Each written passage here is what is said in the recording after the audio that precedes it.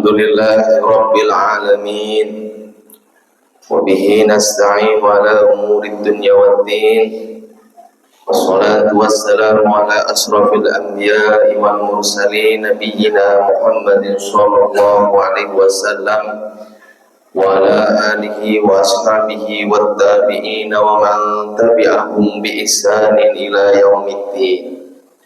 Asyhadu an la ilaha illallah wahdahu la syarika lahul malikul haqqul mubin wa asyhadu anna sayyidana Muhammadan abduhu wa rasuluhu shadiqul wa'dil amin.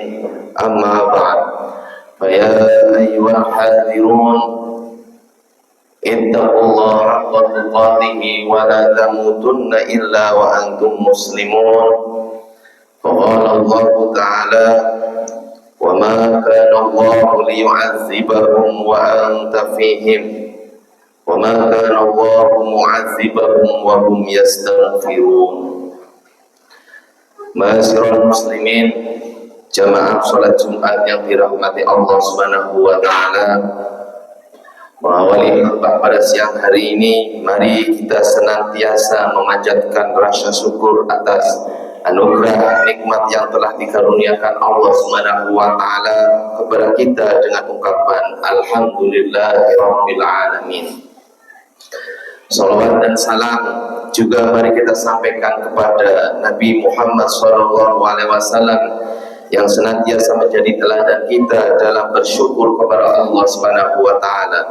Semoga kita senantiasa menjadi umat Nabi Muhammad sallallahu alaihi wasallam yang terus mendapatkan tambahan nikmat dan rezeki dari Allah Subhanahu wa taala dan selalu dalam lindungannya.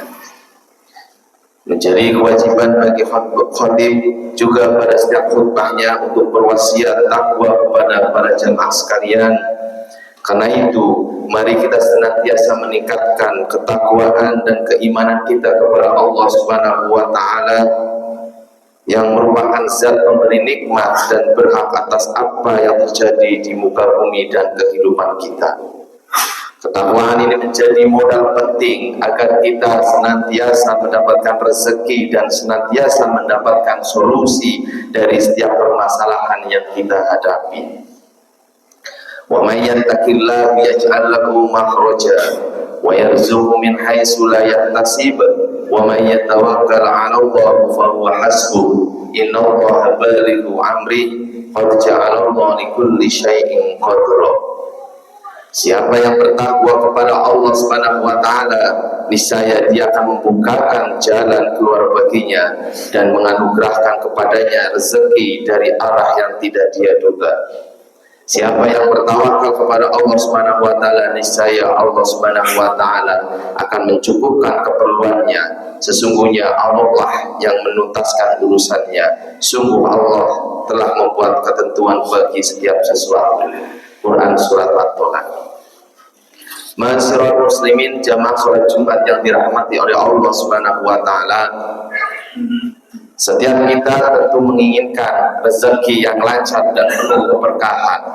Namun tidak semua orang menyadari bahwa salah satu kunci utama untuk membuka pintu rezeki terletak pada lisan dan hati yang senantiasa dipenuhi dengan istighfar, yaitu permohonan ampun kepada Allah Subhanahu wa taala. Istighfar bukan sekedar ucapan ritual, melainkan bentuk kesadaran kerendahan hati seorang hamba di hadapan Allah Subhanahu wa taala. Dalam Al-Qur'an surat Nuh ayat 10 sampai 12 disebutkan, "Faqul tastaghfiru rabbakum innahu kana ghaffara." Lalu aku berkata kepada mereka, mohonlah ampun kepada Tuhanmu, sesungguhnya Dia Maha Pengampun. Yursilis sama alaikum midrara. Jika kamu memohon ampun, niscaya Dia akan menurunkan hujan yang lebat dari langit kepadamu. Wa yumditkum bi amwali wa banina wa yaj'al lakum jannati wa yaj'al lakum anhara. Memperbanyak harta dan anak-anakmu serta mengadakan kebun-kebun dan sungai-sungai untukmu. Disebutkan bahwa istighfar menjadi kunci dari berbagai masalah seperti sempitnya rezeki dan menjadi permasalahan yang kompleks. Diriwayatkan dari Al-Hasan, suatu ketika datang kepadanya orang-orang dengan berbagai permasalahan yang dihadapi. Orang yang pertama mengadu tentang kondisi ekonominya yang begitu terpuruk. Kebutuhan keluarga yang ia tanggung tak dapat ia cukupi. Orang kedua mengadu tentang kondisi di mana ia belum dikaruniai keturunan oleh Allah Subhanahu wa taala. Ia menginginkan buah hati sebagai penerusnya.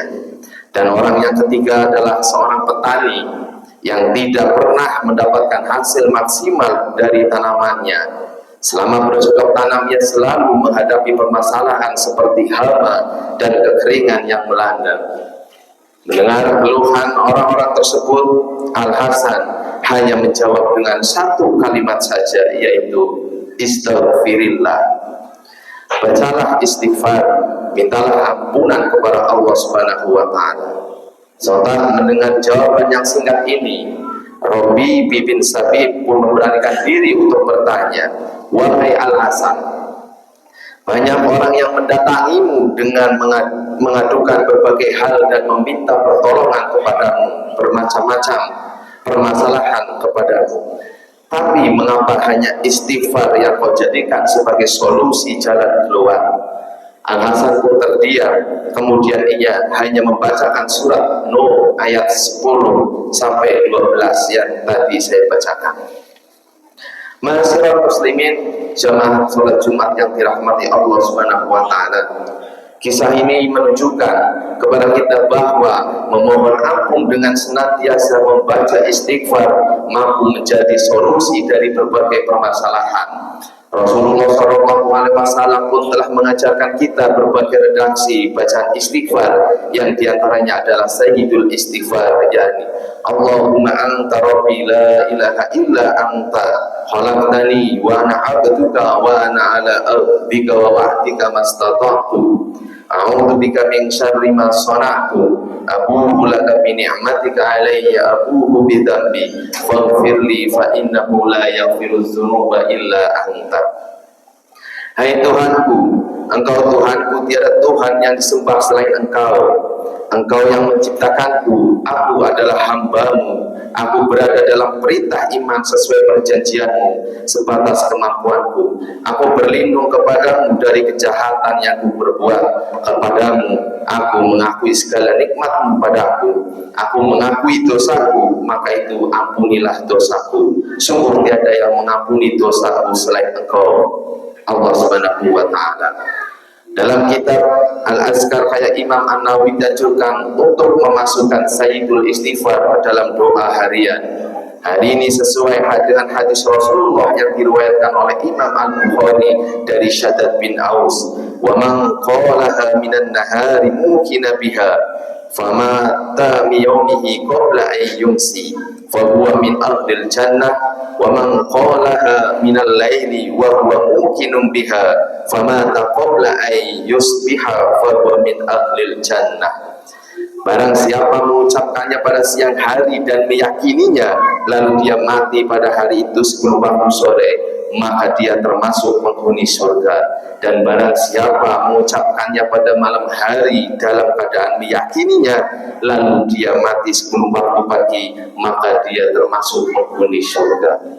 Ma'asyiral muslimin, jamaah salat Jumat yang dirahmati Allah Subhanahu wa taala. Demikianlah upaya-upaya batin yang perlu kita lakukan agar kita senantiasa mendapatkan rezeki yang berkah dan lancar dari Allah Subhanahu wa taala melalui bacaan istighfar. Semoga kita bisa mengamalkan istighfar dalam setiap langkah kehidupan kita di dunia. Amin amin ya rabbal alamin. Barakallahu li wa lakum fil Qur'anil azim wa nafa'ani wa iyyakum bima fihi minal ayati wa dzikril hakim. Wa taqabbalallahu minni wa minkum tilawatakum innahu huwas sami'ul alim. Aqulu qouli hadza wa astaghfirullahal azim li wa lakum wa lisairil muslimina wal muslimat fastaghfiruhu innahu huwal ghafurur rahim.